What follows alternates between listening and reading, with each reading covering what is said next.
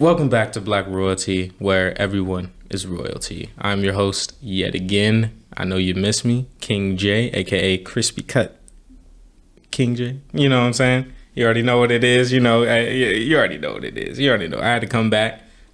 Today we have someone ultra special. One of my absolute best friends here on campus at the university, Christian Welch. How are you doing today? Dude, I'm doing fantastic. I'm happy to be here. Absolutely. Yeah. Otherwise known in the ROTC world, Midshipman Second Class Welch. So if I call him Welch, we'll get there. Yeah, we'll talk about it. So in today's chess video, What?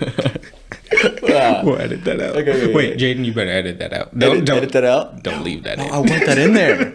Okay. In today's video, we're going to be playing chess while attempting to talk the whole time. And for everyone who does not play chess, that is an incredibly difficult feat, except for my chess hustlers out there. Hello, Dad. And they know that speaking while playing chess is one of the most difficult things ever. It kind of messes you up psychologically. And for those for those who are listening instead of watching, I recommend you watch. We're gonna have the chess screen up over there somewhere. It's gonna be over there, and we're gonna play. So why don't we get started? Disclaimer: since I'll be talking the whole time, I may not play to the best of my ability, but we gonna Play to the best of my excuses. Fine. All I hear is excuses. We're gonna do our best here. Okay, all right. We're gonna compete. It's gonna be good. Your first move, Christian, and while you're doing it, why don't you tell us about your USD story? What brought you here? Yeah, shoot. So first of all, we got to make the move, and then we go from there. Yeah. So first move, I'm gonna control the center of the board here, chess terms. Now, how to get to USD? Mm-hmm. Shoot. So I was, junior in high school, trying to figure things out. Had no idea how I was going to get to college. Mm-hmm. I came from a pretty financially. I know. Shoot, man, this is crazy. This, It's going to be harder than I thought, ladies and gentlemen. It's going to be tough. So, growing up, I was like, how am I going to pay for college? How am I going to do this? And at the same time, I wanted to continue my dream of becoming a pilot. And so I was like, okay, so how do I kind of mix these things together? Like, where'd I go from here? I came from a financially, not well-off background. And so I was like, okay, so what do I do next? So a mentor of mine, actually a commander, United States Navy, retired, got me hooked on this idea about a Navy scholarship. Mm-hmm. So I was like, okay, I'll check that out. I applied for the scholarship, go through the process, and super fortunately end up getting the scholarship. Super stoked. I was like, yo, this is awesome. And then I applied to 5 different colleges. I think it was like USC, so Embry-Riddle Aeronautical University, all this stuff, and USD was like one of my picks in there. And it was like one of the things that ROTC was like, you can go here. And I was like, cool, I'll try it out. Mm-hmm. And so I had those 5 options. Oh, I don't like this. Don't like this at all. All right, there we go. So I had those 5 options of the 5 colleges I went for. And I originally was going to go to Embry-Riddle Aeronautical University. Mm-hmm. And that was, totally my choice, but it ended up being just so far away. It was going to be in Florida. And it was going to be so far away from family. And I wasn't really about that. So it was like USD or USC. Mm-hmm. And coming from a high school of, I think I had 70 kids in my graduating class, which is not a lot at all. And originally, I had actually moved halfway through my high school career from a really big high school. Mm-hmm. And I realized I loved the experience at the smaller high school a lot more, because I was able to make a much bigger impact on the people around me. So I got to do like all these different clubs. I got to do football. I got to do sports. And so I decided on USD specifically because of the community and the smaller size. Mm-hmm. So that's how I kind of got here. Yeah. Okay, for sure. That's really great.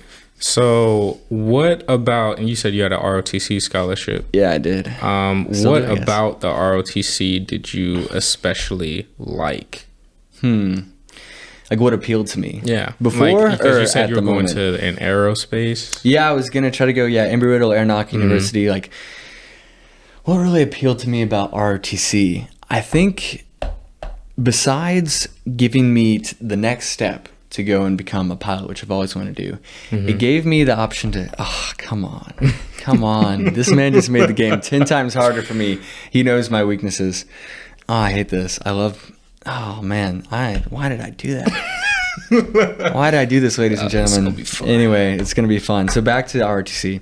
It also gave me the chance to lead and also serve other people, which I realized that's something I really find fulfillment in, and something I want to do in all aspects of my life. Absolutely. And so it's more like a why not? If this is going to allow you to get to your goal, then might as well like serve other people and fulfill yourself in that way as well. So ROTC was like no brainer for me.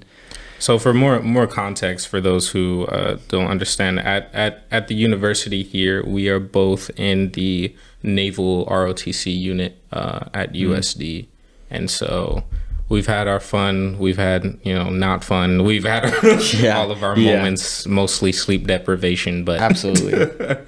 No, we don't sleep at all. It's a pain. So let's talk about let's kind of dive into the topic now of black versus white. Interesting move. Yeah, I know. So it's a spacer move. Let's talk about like what the difference is to you. What is the difference to you as far as like the struggles of a person of color versus someone who isn't of color? What would you say the difference is? I believe the biggest difference is privilege and the way people are raised. And it's given fact that, throughout the United States, we have systemic racism. And because of that, you have people of color who are in most likely worse financial situations than people who are not of color, like Caucasian, white, etc. And so I believe in that case, when you have these different students going throughout high school, throughout college, they have other things that are on their mind much more than, say, people of privilege. So what I mean by that, like, say you have most people with financially stable backgrounds, they don't have to worry about maintaining a job while they go through high school. They can go and do extracurricular activities. They can go play football. They can get those scholarships because of that. Right. While other people who may have to worry about, their parents are divorced, or they're still worrying about putting food on the table, that takes priority. And so I think like oftentimes one of the biggest dividers I see is privilege, and that in most cases, either financially or when it comes to like resources, there's just not enough, or there's actually that huge difference when it comes to color versus, white people. I think, and then further that goes, okay, so if you don't have enough resources, it's generational, right? So when you're able to educate yourself, you're able to kind of bring your family, bring your, people out of this, situation you're in. And when you're not able to get educated first and you have to take care of other things that take priority, that it continues to cycle. And so we need to break that cycle. So. It's you have a much deeper understanding than mostly anyone that I've ever spoke to. What has attributed that? Like what even allowed you to have or ascertain that type of knowledge? For me, it was being a good listener. It was just being friends with people who are different than me and branching out of my own circle, because it's really comfortable. It's so comfortable just like be with people who are like you, who've grown up the same way. And yet when you branch out of that, not only do you gain that new perspective that really helps you understand other people, it helps you be more appreciative and more understanding of things that happen in your own life. So the way I have this new perspective is because I went out and decided I'm not just going to be comfortable with the people I'm around. I'm going to go out and learn new perspectives. I'm going to learn new experiences, and that's going to make me a better person and also kind of give me more empathy towards other people's situations. Okay, understandable. I mean. So that's kind of how I look at it. That's what makes you royalty here. Oh shoot! Hold on.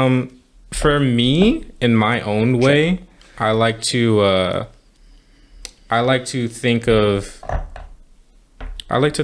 life a lot like chess, if that makes sense, Okay. I like to think of life like, white has the advantage. It makes the first move. Yeah. It gets the center of attention first. It has all of the known advantages, whereas black, most of their, if not all of their, I think without a gambit, it's or like a toss up, a coin flip, there is no all of their moves are defensive. Exactly. Their main, like the opening that I just played is a defensive opening. Yeah. Now, am I playing it well right now? I don't know. But I think we're both struggling. The fact that they have to fight for the center, they have to fight for their goal, they have to wait for someone to mess up somewhere in order to do something, and without having that lead or that advantage is a position that oftentimes white overlooks, or they don't even care about it. They just attack. They get whatever it is that they desire, and it's mind-boggling to me. I don't even think that chess was originally based upon I don't know about that one. I don't know about that. I don't know if chess was originally based on black or white. Because I think in India way back when, I believe both pieces, it was like brown versus some other, I don't know if it was white, correct me if I'm wrong, but I'm pretty sure it was something else. And so the fact that you could see it in the game is something that is like, it just makes me feel really at least noticed in some way, if that makes sense. Yeah. I really stuck my rook in there, didn't I? So as a person of color here at USD, I can't help but like think sometimes that I was only brought here because of my color, because of my race, like because they wanted integration. You know what I'm saying? And so I just don't always feel that that's like super fair in a sense. Yeah. And it doesn't hurt me or anything like that. I'm very fortunate to be here as well. But at the same time, it does have like those kind of trials and tribulations in itself. Yeah. What do you think? I think that's a very interesting point. And I think oftentimes the school loves to have their stats. And again, I'm grateful to be here.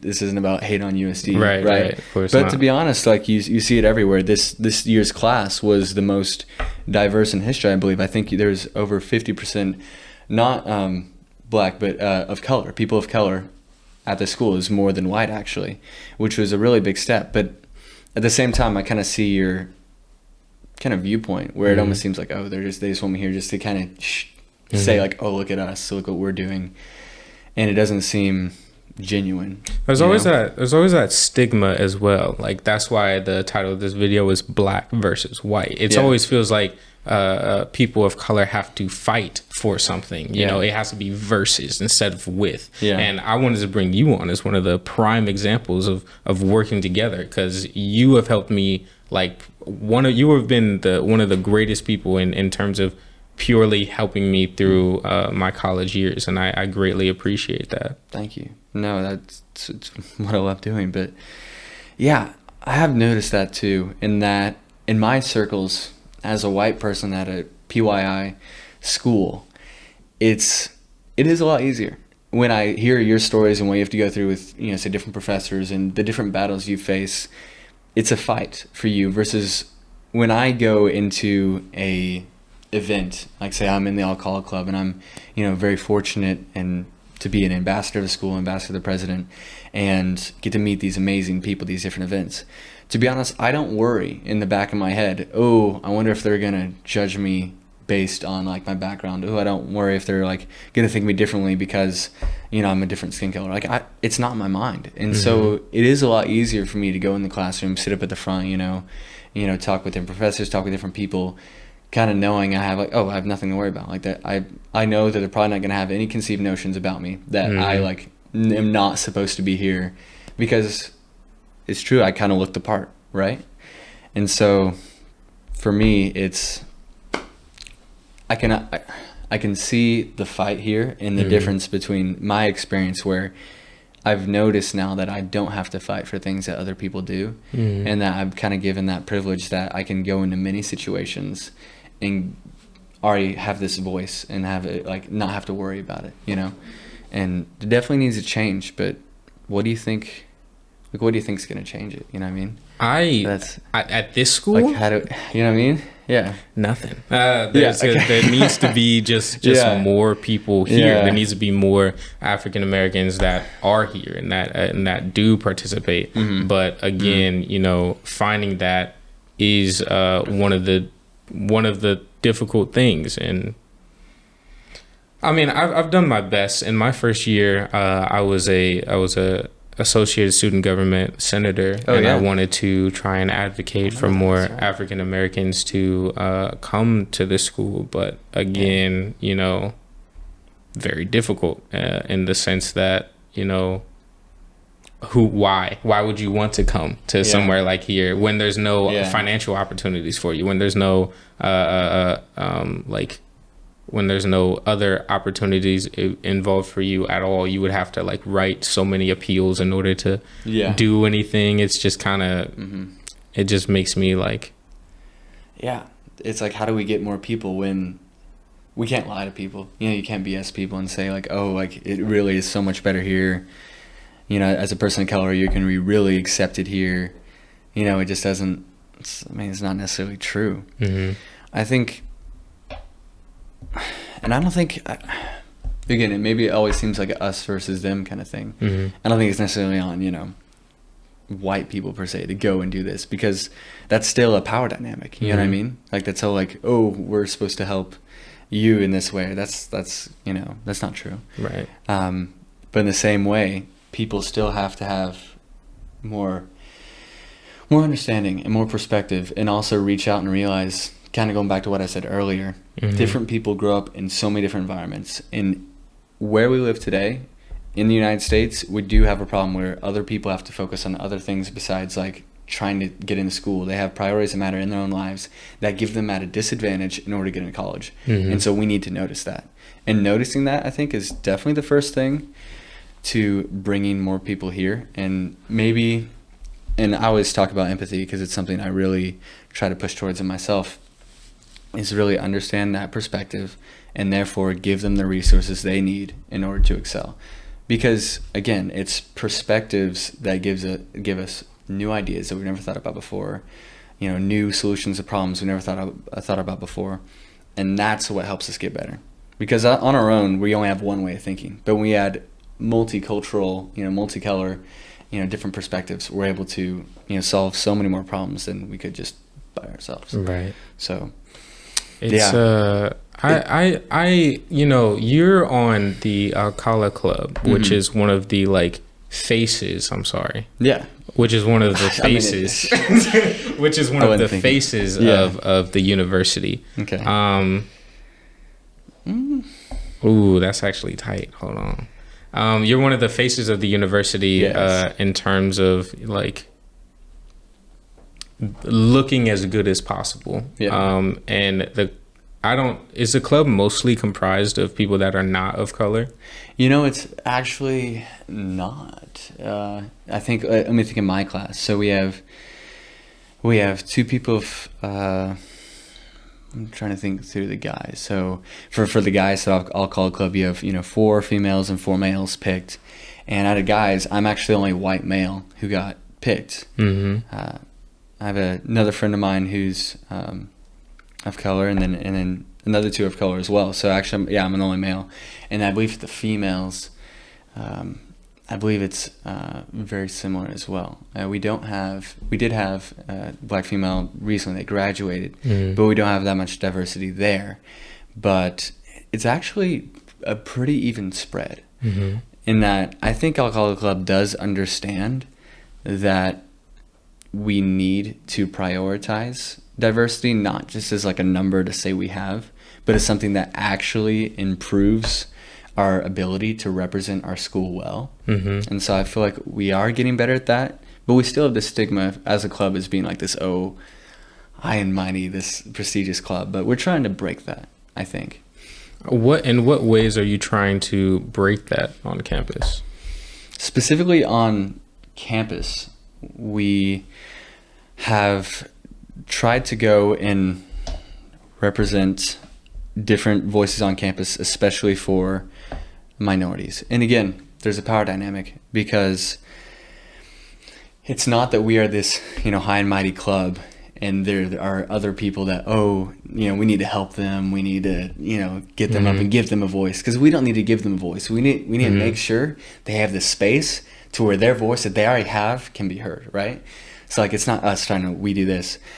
So for example, last year we did a luncheon for the entire custodial staff when that whole entire thing was going on about there's a whole people were doing research and we weren't sure if they had their the rights that they needed, and so we would check with the school, checked with custodial staff, the administration, and so on, and so we wanted to make sure they were represented there. So we do try to get involved in that, but this year we're kind of pivoting a little bit to be just ambassadors of the president and represent him at different events all over campus, especially for alumni. So we are changing a little bit. We understand that ASG, that's kind of their role, is to represent the student body. But in the same way, we are, this is pond screwed. We are trying to kind of shift just a little bit. Guys, this game is, for those who are, you got to understand, for those who are chess players watching this, you're going to think this is the worst game ever. Nah, I mean, I've not been focusing too well. We've been focusing on time. I've tried. This is one of the hardest intellectual things I've done. No cap, dude. No cap. This is insane. You guys got to try this. Like, this is difficult. Talk to someone, like, trying to have a full conversation while playing chess. I love it, but definitely not playing to the best I can. Ah, son of a gun. Okay, we're just gonna. Okay. It's tough. Check. Yeah, screw you. Gotta bleep that out there. Oh man. See, look at me. I'm on the edge of my seat now. Okay. So, if you had the ability to make any change to USD, what change would you make? Any change. Wow. Something that comes to mind recently. This is too close. Son of a gun. This is too close. Is the first year experience. The first year experience? Yeah, at USD. And I've been fortunate enough. So if you go down, I'm going to get wrecked. Check. Okay. I'm an idiot. I suck at this. Okay. Oh, man. Okay, we're going to... What change would you make? What do you think? Okay. If he goes there. Check.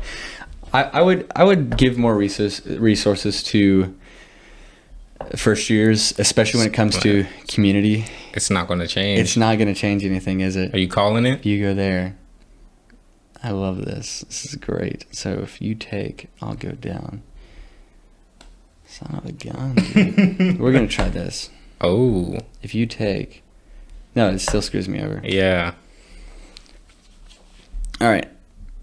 So you said you wanted to change the... Yeah, sorry. I want to change the resources you get for first year. So oftentimes I hear in RTC, I talk to a lot of people who are in their freshman year, and finding community here on campus is so difficult.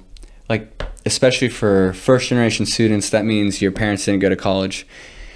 Not having the correct resources you need to understand, like, how does financial aid work?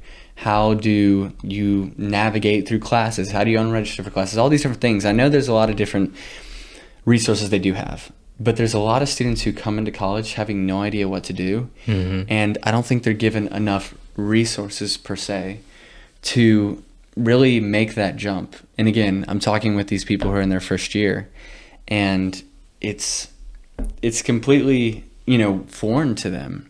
Everything is just, ooh, that was a mistake. Ooh. I'll take that trade any day. So it's like, I can't even trade that. Okay. Check. Okay. Okay. You know something interesting, which is actually an idea that yours. I wanted to do. What? Was find a way for Find a way for like anyone that comes into like USD and stuff. Find a way for anyone to like.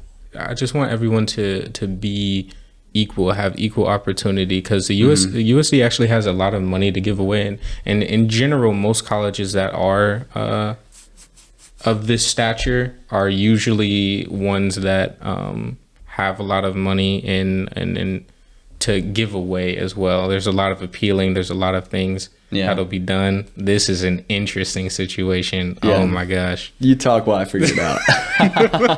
Okay. I think this is a draw. I think it's a draw. I think it's a draw.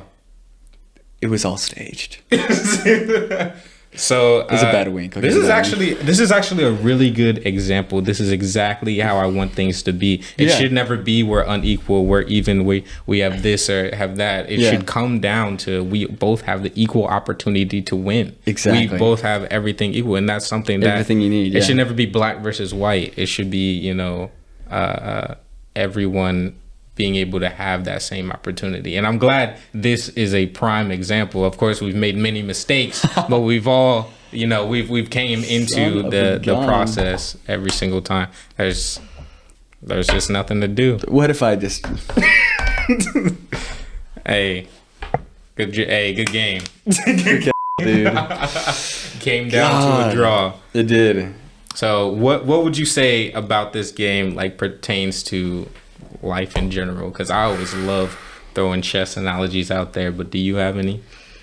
No, I'm gonna branch off what you said just a little bit. Okay, go ahead. I'll take that idea. So kind of that draw at the very end, given that equal opportunity, going back to what I said so I could finish up because I was a little bit distracted. When you have people coming to campus, you see everyone looks kind of their normal day outfits. You can never really tell. But you have people next to you in class, on either side. One person's working 2 jobs, paying for college, trying to figure this all out. Mm-hmm. They never had parents who went to college, and they're confused. They're trying to figure out classes, and college is insane for them. And on the other side, you have, people who are, fortunate, and they have college paid for them. They're able to not worry about so much. And neither side is wrong, of course. But I want to give the opportunity, again, for a level playing field, to give resources to those people who really need them. And the problem is there's a stigma. There's a stigma for people can't say they're not doing okay. Mm-hmm. People can't say I'm going through all this stuff. Check out the mental health episode. Yeah, because they, they don't want to make excuses, I'm sure. And they want to push through. But if we had opportunities here at this school for people to be open about what they go through, about what their experiences are, about why college is difficult for them, so that we could give them those resources, so that we could help in those areas, so that we give more financial aid to that person working 2 jobs so they can focus on grades in college and get that education and not have to drop out, that would be so important. So again, leveling that playing field, saying, how can we understand our students more? And that's what I'd say to USD. How do we really understand our students more so that we can better fit their needs? I want to see USD go in. I know they do this. I know there's a lot of programs that do this. But I want to see a lot more tangibly. How do we go to students personally and say, how are you doing? I know, college almost seems like it's like run like a business, right? It is a business. It is $20,000, $75,000 a year. That's a business. It's a lot. It is a business, but man, if they could go out and stay true to their word, right, and care about their students and say, let's find out where you're at and let's fulfill those needs, because we have a lot of people who drop out of college, who transfer, do all these things because they can't find community, they can't find resources, and they feel like they're swimming and there's no end, And so I feel for all those people. One of the things I really want to do with Black Royalty is be able to create those scholarships, be able to create those opportunities, get some grants, do some things for people, and have like the tag for them. This is for people of color who do not have those opportunities. And I really, really, really want to get that out there one day. It is like my all-time dream to have that type of philanthropy where I can actually give back to those who are wanting it, are needing it, are deserving of it. Yeah. And I honestly can't wait for that to happen. I want to make it happen. It'll only happen with the support of all you guys. So if you're listening right now, you know, it was a great chess match, you know, so come on down to YouTube. If you're listening on Spotify, if you're on YouTube and we got a Spotify, sorry. I don't know how I'm just like that. You feel me? I'm just like that. I don't know if the chess match was that great, but trust me. If Gotham Chess is watching, I apologize. I'm not the one. Hikaru, please save me. God. But yeah, I hope you guys really enjoyed this. We'll actually have another episode with Christian on where he will be talking with Kaya, and it'll be 2 separate representations of USD. One side being, oh, I'm the president of the Black Student Union, and hey, I'm a member of the Alcala Club who fights to represent the school on the mainstream media. And so it's like, what are the differences there? And I'm honestly excited for that. I'm gonna be in the room for that one. I'm gonna be in the room where it happened. No. I can't wait. So thank you so much for being on this episode. Yeah, of course. And obviously, like always, oh come on, we got you. The How crown, good. You know. How good. Everyone is royalty. Here you go. Thank you.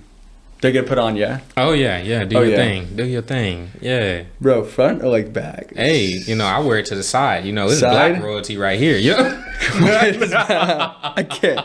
I'm not there yet. I'm not there. We're getting there. Cool. All right.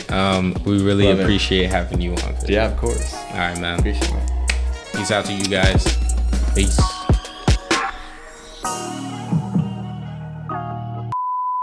And then, so yeah.